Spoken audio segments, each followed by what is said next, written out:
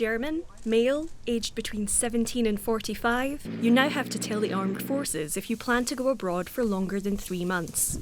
But women don't, and that's got people talking. So if we want men and women to have the obligation to do a military service, we have to change the constitution, and there we need a higher majority. Why is this happening now?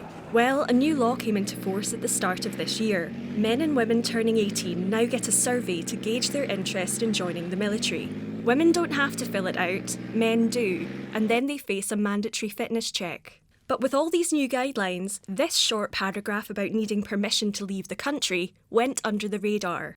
Germany's Defence Ministry has stressed that the new military service will work on a voluntary basis for as long as possible. Germany suspended conscription back in 2011.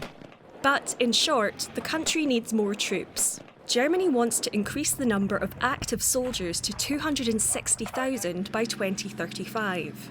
At the end of last year, before this new law came in, that number stood at 183,000. But if the security situation worsens, or not enough people volunteer to meet the Bundeswehr's targets, then the government can put it to a vote in Parliament. German MPs could then pass a law to make military service compulsory on demand. That measure is intended to close the gap between the number of troops the Bundeswehr needs and the actual number of available recruits. But many young people are worried about military conscription making a comeback.